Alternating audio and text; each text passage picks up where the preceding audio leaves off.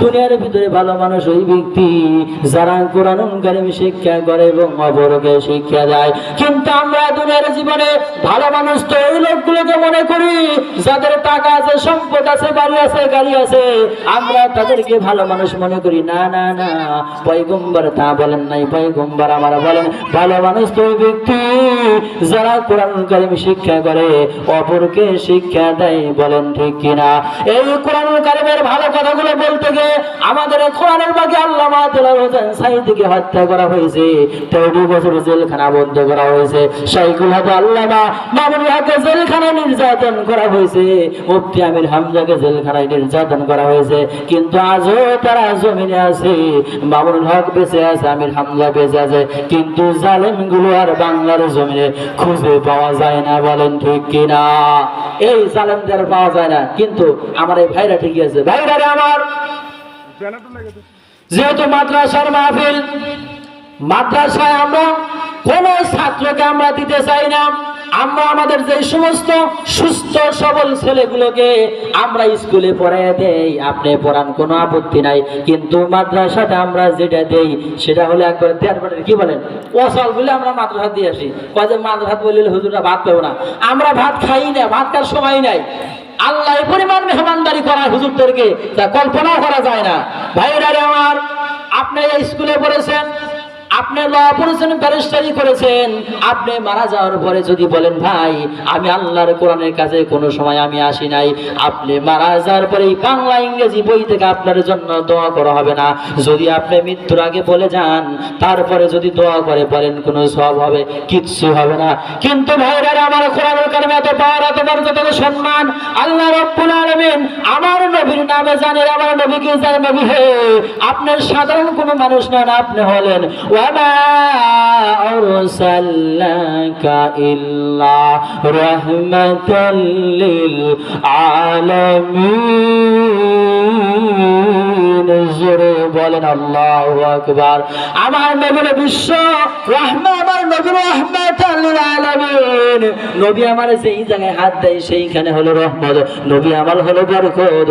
ওই নবীর উপর যখন কোরআন নাযিল আগে 40 বছর পর্যন্ত নবী কাফেরদের কাছে আলামিন ছিল, ভালো ছিল। 40 বছর পরে যখন নবী আমার নবুয়ত পাওয়া গেল, নবুয়ত পাওয়ার পরে আল্লাহ বললেন নবী হে, আপনার উপর কোরআন নাযিল করেছি ঘরে বসে থাকার জন্য নয়, আপনি কোরআন দিয়ে দেশটা আপনি পরিচালনা করেন। আমার নবী যখন মক্কা থেকে মদিনায় হিজরত করলেন, মক্কার কাফেররা আমার নবীকে তাড়িয়ে দিল, এত নির্যাতন করলো। মক্কা নবী যখন মক্কা থেকে মদিনার দিকে যায়, বারবার বারবার কাবার দিকে তাকাই, বলে কাবারে তোর এত ভালোবাসি, এত মহব্বত করি, কিন্তু তোর সন্তানেরা আমাকে থাকতে দিল না, আমি বাধ্য হয়ে মদিনায় চলে গেলাম। ভাইরা আমার, আল্লাহর পয়গম্বর 40 থেকে শুরু করে 23 বছর পর্যন্ত, 63 পর্যন্ত, 40 থেকে 23, মোট এই 23 রাষ্ট্রের 23টি বছর কোরআনের রাজ কায়েম করতে গিয়ে নির্যাতনের শিকার হয়েছে, কেউ হয় নাই। আজও যারা কোরআনের কথাগুলো বলবে তাদের উপর নির্যাতন আসবেই, ঠিক কিনা মুসলমান? ভাইরা আমার, আপনি যা করবেন আল্লাহর তৈরি, আল্লাহর হুকুম না হলে আল্লাহ রাব্বুল আলামিন অ্যাকসেপ্ট করবে না, গ্রহণ করবেন না। আল্লাহ রাব্বুল আলামিন জানিয়ে দিলেন ইসলাম বাদ দিয়ে তোমরা দোকানদারি করো, ইসলাম বাদ তুমি ব্যবসা করো, ইসলাম বাদ চাকরি করো, ইসলাম বাদ দিয়ে রাজনীতি করো, আমি আল্লাহ গ্রহণ করব না। কঠিন কিয়ামতের ময়দানে ক্ষতিগ্রস্তর কাতারে তুমি দাঁড়িয়ে যাইবা।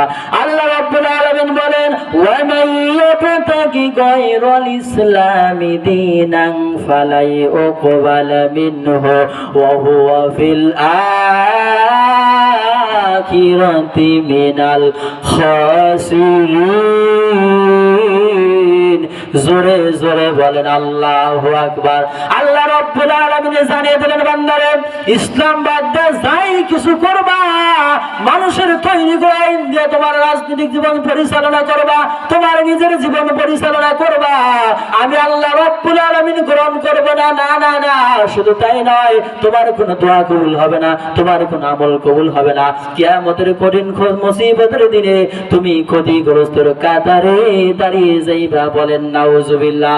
ভাইরা আমার, এই জন্য দুনিয়ার জিন্দেগিতে বাঁচা বেঁচে থাকা অবস্থায় আল্লাহর হুকুম যদি সঠিক মতো মানতে পারেন, কবর যাওয়ার পরে শান্তি হবে, জান্নাতের ভিতরে যাওয়ার পরে আল্লাহ রাব্বুল আলামিন আপনাদের সাথে দিদার দিয়া জান্নাতের নিয়ামতগুলো আপনাদের জন্য দিয়ে দিবে। বলেন সুবহানাল্লাহ।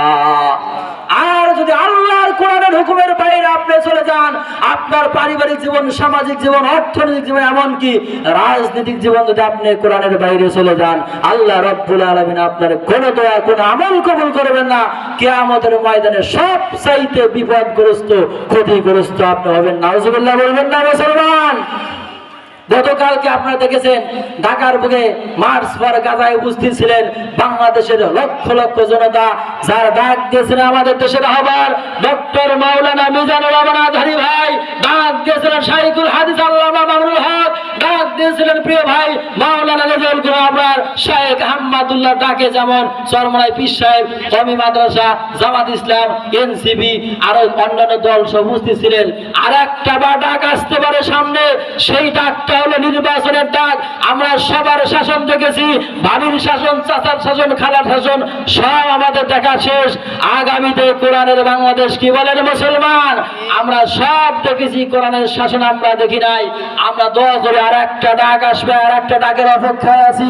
আর একটা ডাক আসলে সমস্ত মানুষ সবকিছু ভেদাভেদ বলে আমরা কোরআনের পক্ষে দাঁড়িয়ে যাবে। আপনারা থাকবেন তো ইনশাআল্লাহ? আল্লাহ রাব্বুল আলামিন আমাদের সকলকে কোরআনের পক্ষে থাকার তৌফিক দান করুক। সকলে বলেন আল্লাহুম্মা আমিন।